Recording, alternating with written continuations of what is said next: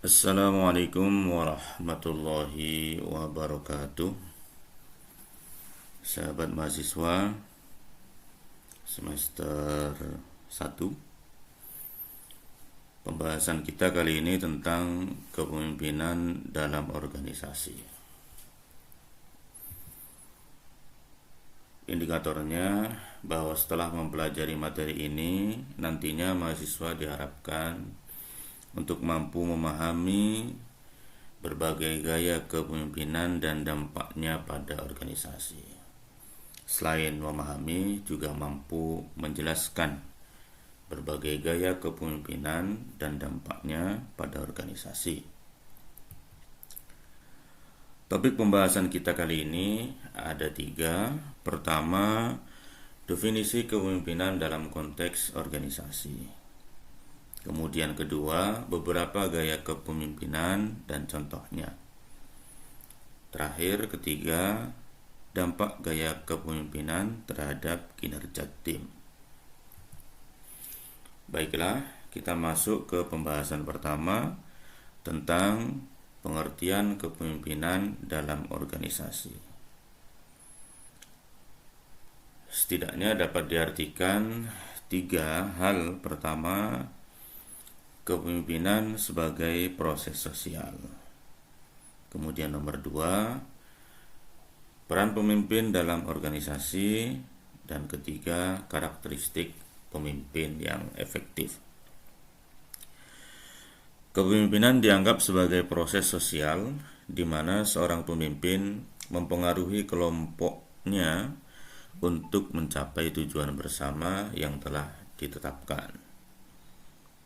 Kemudian bahwa pemimpin berfungsi sebagai pengarah dan motivator, menciptakan visi yang jelas, serta memberikan arahan kepada anggota tim bagaimana cara untuk mencapainya. Adapun pemimpin yang efektif memiliki keterampilan komunikasi, memiliki kemampuan untuk mendengar, serta kepercayaan diri yang tinggi dalam mengambil keputusan yang penting. Adapun pengaruh gaya kepemimpinan terhadap kinerja, ini diambil sebagian contoh saja ya. Gaya kepemimpinan transaksional ini menekankan pada pertukaran antara pemimpin dan pengikut, yang mana imbalan diberikan untuk pencapaian yang ditentukan.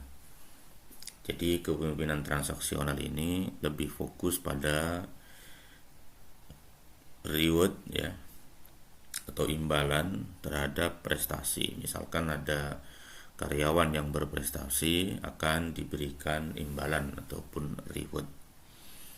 Semakin besar reward, imbalan atau gaji, maka kinerja karyawan juga semakin semangat. Kemudian gaya kepemimpinan transformasional, ia mampu memotivasi anggota tim untuk meningkatkan kinerja melalui visi dan tujuan bersama yang berkelanjutan jangka panjang. Jadi lebih bagaimana memotivasi anggota timnya.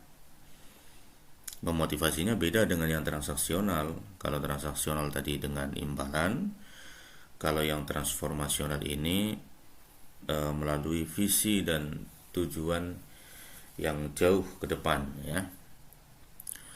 Adapun dampak gaya terhadap motivasi tim ya, gaya kepemimpinan yang baik dapat meningkatkan motivasi tim.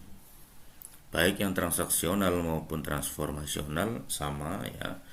Pada dasarnya semua bertujuan untuk memotivasi tim dengan caranya yang berbeda. Kemudian berikutnya, kepemimpinan dan budaya organisasi. Pertama, bahwa kepemimpinan membangun budaya positif, mendorong kolaborasi dan inovasi di antara anggota timnya. Budaya organisasi yang kuat dapat mempengaruhi ya, cara seorang pemimpin dalam mengelola tim dan mengambil keputusan. Berikutnya, bahwa pemimpin perlu menunjukkan ketahanan dan fleksibilitas dalam menghadapi perubahan budaya organisasi. Ya. Jadi, kepemimpinan bisa membangun budaya yang sudah terbangun tadi berpengaruh terhadap kepemimpinan. Tentu saja kepemimpinan diharapkan mampu menghadapi perubahan. Berikutnya, topik pembahasan kita kedua tentang berbagai gaya kepemimpinan dan contohnya. Jika tadi kita sudah membahas tentang gaya kepemimpinan transaksional dan transformasional, kali ini kita coba membahas tentang gaya kepemimpinan otokratis. Pemimpinnya biasa disebut dengan pemimpin yang otoriter. Kepemimpinan otokratis menekankan kontrol total oleh pemimpin yang seringkali mengakibatkan masukan yang seringkali mengabaikan masukan dari anggota tim. Namun demikian, bahwa kepemimpinan otokratis ini atau pemimpin yang otoriter ini biasanya mampu membuat keputusan yang cepat. Tentu saja karena tidak begitu mempedulikan, bahkan seringkali mengabaikan saran masukan dari anggota timnya. Sehingga gaya kepemimpinan ini dapat menyebabkan ketidakpuasan di antara anggota tim. Akibatnya berpotensi meningkatkan angka rotasi karyawan. Akan mungkin orang-orang ataupun karyawan yang tidak betah dengan gaya kepemimpinan otoriter ini akan meninggalkannya, kalaupun ia tetap bertahan dalam keterpaksaan. Kemudian, contoh kedua, gaya kepemimpinan partisipatif dan manfaatnya. Berbeda dengan gaya kepemimpinan otokratif sebelumnya, bahwa gaya partisipatif ini mengajak keterlibatan anggota timnya, juga meningkatkan kreativitas dan inovasi, mendorong ide-ide baru dan solusi inovatif melalui kolaborasi dan diskusi terbuka. Sehingga kepemimpinan partisipatif ini seringkali menghasilkan budaya kerja yang lebih positif dan inklusif di dalam organisasi.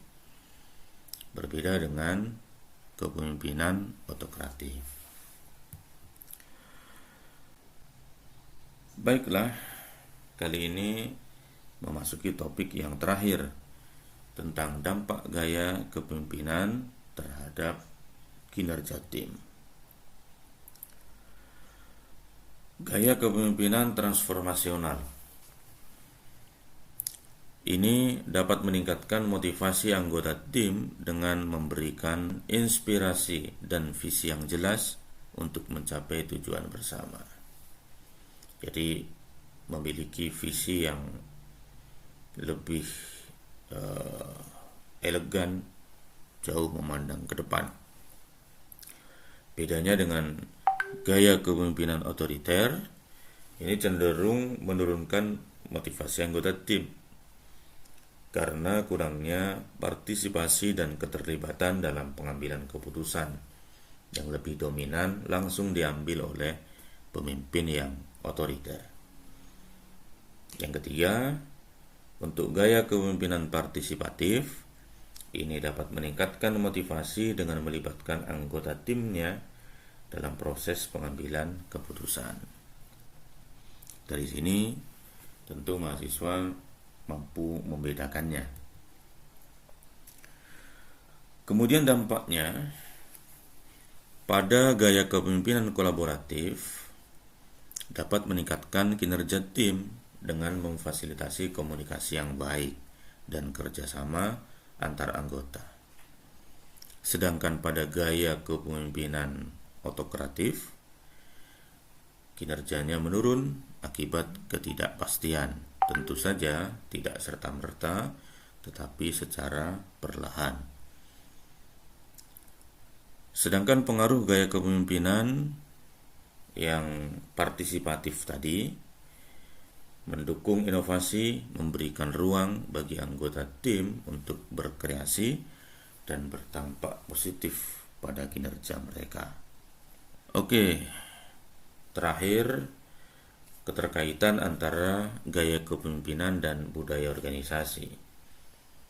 Pertama, bahwa gaya kepemimpinan yang mendukung kolaborasi dapat menciptakan budaya organisasi yang positif. Kedua, bahwa gaya kepemimpinan yang mendorong eksperimen dan inovasi dapat menciptakan budaya organisasi yang adaptif dan responsif terhadap perubahan.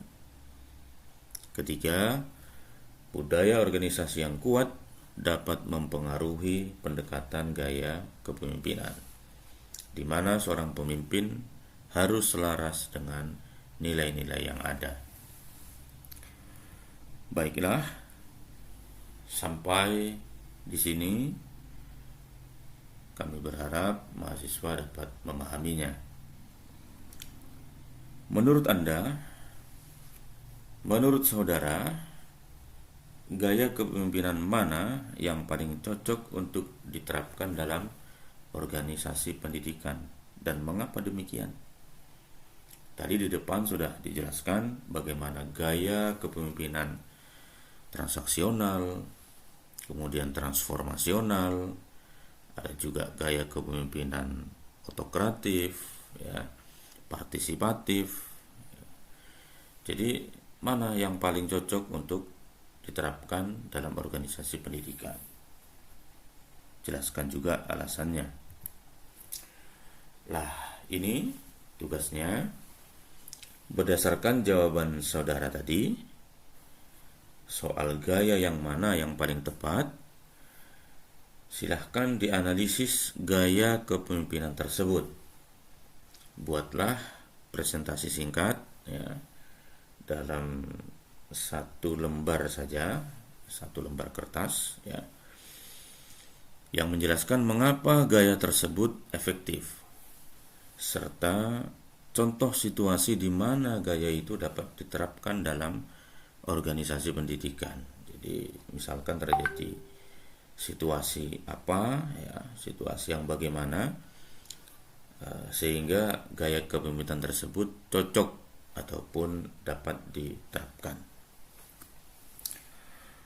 Baiklah, demikian. Terima kasih sudah menyimak video ini. Semoga bermanfaat. Untuk hal-hal yang mungkin kurang dapat dipahami, nanti dapat kita diskusikan bersama. Terima kasih. Assalamualaikum warahmatullahi wabarakatuh.